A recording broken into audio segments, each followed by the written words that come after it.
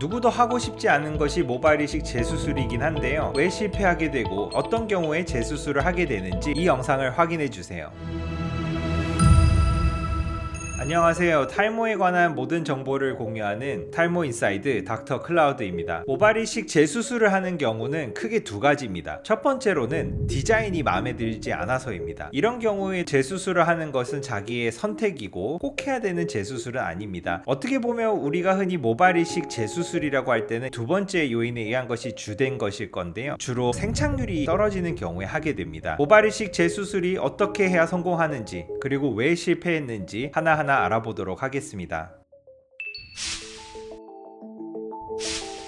재수술을 함에 있어서 성공을 하려면 원인 분석을 해야 됩니다. 따라서 모낭을 채취하는 단계, 보관하는 단계, 혹은 이식하는 과정에서 모낭 손상이 있진 않았을까 면밀히 관찰을 하고 검토를 해봐야 되고요. 무엇보다 이식을 할 때 밀도를 다시 확인을 해야 되는데요. 이식할 때 밀도가 지나치게 높진 않았는지, 지나치게 낮아서 모발 밀도가 낮은 것은 아닌지, 이런 요인들을 종합적으로 분석을 해야 됩니다. 그러면 모발 이식을 한번 실패했을 때 두 번째 수술을 어디서 해야 되는지 고민하시는 분들이 많습니다. 처음 수술한 병원에서 수술해서 실패했기 때문에 바로 다른 병원을 찾아야 되는 건 아닌지, 어떻게 결정해야 되는지 고민을 하시는데요. 처음 수술한 병원에서 실패한 원인이 충분히 명확하게 분석이 된 경우에는 그 병원을 믿고 한 번 더 수술하시는 것을 추천해 드립니다. 그리고 두 번을 수술했는데 실패하는 경우도 간혹 있습니다. 이럴 경우에 3차 수술을 해야 되는 경우가 있는데요. 이런 경우에 저는 가급적이면 다른 병원에서 새로운 방식으로, 그리고 다른 의사 선생님을 통해서 3차 수술을 하시는 것이 아무래도 모발 이식 성공의 확률을 높이는데 도움이 된다고 추천을 드리고 싶습니다. 모발 이식 재수술을 하면서 다시 의사 선생님과 면담을 하실 텐데요. 이때 제가 좀 체크해야 되는 부분은 충분한 모낭의 획득입니다. 절개로 하신 분들은 상대적으로 비절개로 채취하는데 어려움이 없지만, 비절개를 1차에 하고 2차 수술을 비절개 하시는 분들은 이미 모낭을 뽑는 공여부가 상당히 많이 고갈된 상태일 수 있습니다. 재수술을 하는 경우에는 후두부에서 뽑을 수 있는 모낭이 제한되어 있기 때문에 하나를 뽑더라도 안 다치게 잘리지 않는 상태의 모낭을 뽑는 것이 가장 중요합니다. 정확하게 측정할 수 있는 모낭수를 미리 계산을 해야 되고요. 무엇보다 모낭을 뽑을 때 손상률을 최소화해야 됩니다. 예를 들어 400개밖에 뽑을 수 없는 후두부 상태인데 400개의 10%면 40개죠. 손상률이 10%가 넘어가게 되면 360모낭밖에 심을 수 없는 상황이 오기 때문에 재수술을 하시는 분들은 모낭 손상률이 적게 하면서 모낭을 최대한 많이 채취하는 것이 가장 중요하고요. 모낭 뽑는 단계, 이식하는 단계, 그리고 보관하는 보관 용액을 하나하나 체크하는 건 좀 어렵습니다. 그래서 가장 기본적인 거 하나는 좀 체크하시면 좋을 게 단일모와 다중모의 비율을 확인하는 것입니다. 아무래도 이식한 모발 중에 단일모가 많으면 모낭을 뽑을 때 손상률이 높았을 가능성이 높습니다. 그렇기 때문에 단일모가 좀 높았다면 그것은 아무래도 모낭을 뽑으면서 다중모가 단일모가 됐을 가능성이 높기 때문에 다음 이식을 할 때는 모낭 채취 단계에서 조금 더 손상률이 없고 다중모가 많도록 수술을 진행해야 될 것 같고요. 이것은 재수술을 어떻게 하면 성공하는지에 관해서 제가 다룰 내용과도 이어집니다. 재수술을 성공하기 위해서는 단일모보다는 2중모, 3중모, 4중모 이런 다중모를 많이 심어야 되는데요. 이유는 두 가지예요. 첫 번째로는 다중모가 많다는 것은 모낭이 온전하게 다치지 않고 나왔을 가능성이 높아요. 그렇기 때문에 다중모 위주로 이식을 하게 되면 아무래도 모낭이 손상 없이 온전하게 채취됐다고 확인을 할 수 있는 한 지표이기도 하기 때문인데요. 이렇게 다중모가 많다는 것은 건강한 모낭을 저희가 이식을 받는다고 생각을 하시면 됩니다. 그리고 또 하나는 대부분 모발 이식이 실패했다고 느끼는 경우는 밀도가 낮은 것도 있고 가는 모발이 많아서 볼륨감이 없고 헤어스타일링이 안 되는 경우가 많은데요. 이런 경우에 수술의 결과를 바꾸려면 굵은 모발을 많이 심어야, 즉 다중모를 많이 이식해야 볼륨감도 있는 헤어스타일링이 가능한 헤어라인을 만들 수 있습니다. 그리고 재수술을 성공하려면 또 하나 중요한 것이 있는데요. 재수술하는 분들의 두피는 아주 단단해져 있다는 사실을 알고 계신가요? 처음 수술할 때와 두 번째, 세 번째 수술하는 분들의 두피 상태는 달라지는데요. 수술을 진행하면 할수록 두피가 단단해지게 됩니다. 일종의 상처가 남는 이식 과정을 겪으면서 우리 피부가 회복되면서 섬유화가 일어나서 그런데요. 따라서 재수술은 더 어려워요. 두피가 단단하기 때문에 식모기로 혹은 슬릿을 낼 때도 조금 더 저항이 많을 수밖에 없습니다. 식모기 방식의 이식은 볼펜과 같은 도구가 있습니다. 이 도구를 이용해서 두피에 힘을 줘서 상처를 내고요. 그 상태에서 볼펜처럼 딸깍 누르게 되면 모낭이 들어가는 원스텝 수술 방식입니다. 슬리술을 하는 수술 방법은 날카로운 날을 이용해서 두피에 상처를 먼저 낸 이후에 모낭이 들어갈 집을 만든 이후에 그 자리에 모낭을 다시 넣어주는 거예요. 미리 상처를 내고 모낭을 넣기 때문에 모낭 튀어나옴 현상이나 두피 압력이 가해지는 정도는 확연하게 줄어들게 됩니다. 식모기 이식과 슬릿 이식을 모두 해본 경험이 있는 저로서는 두피가 단단해져 있는 분을 재수술할 때 식모기를 쓰게 되면 아무래도 힘을 많이 가해야 되고 수술의 난이도도 올라가고 모낭이 튀어나오는 파핑 현상이라는 것이 있는데요. 두피가 단단하면 힘을 세게 줘야 되기 때문에 주변에 이식해 놓은 모낭이 튀어나오는 현상이 있을 수 있습니다. 아무래도 재수술을 할 때는 슬릿 방식으로 수술하는 것이 훨씬 용이하고요. 이런 모낭 튀어나옴 현상도 줄일 수 있고 지나치게 힘을 줘서 피부에 손상이 가는 것을 미연에 방지를 할 수 있습니다. 처음에 식모기로 수술을 하셨고 두 번째, 세 번째 수술을 고려하시는 분들은 슬립 방식으로 재수술을 해보는 것도 성공 확률을 높일 수 있는 한 대안이라고 생각이 듭니다.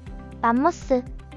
한 번의 모발 이식을 성공하는 것은 모든 의사, 모발 이식을 받는 환자분들의 꿈이고 희망입니다. 그렇지만 재수술을 해야 되는 상황은 어쩔 수 없이 생기기 마련인데요. 이 재수술을 성공하기 위해서는 철저한 원인 분석과 두 번째 수술을 할 때 성공하기 위한 차별화된 접근을 해야 됩니다. 이런 면밀한 분석 없이 과거와 동일하게 수술한다면 또 실패할 수밖에 없습니다. 그렇기 때문에 꼭 수술하시기 전에 본인이 납득할 수 있는 정도의 설명이 된 이후에 재수술을 진행해야 되고요. 수술하신 집도의와 면밀한 논의와 상담을 진행한 후에 신중하게 재수술을 결정하시길 바라겠습니다.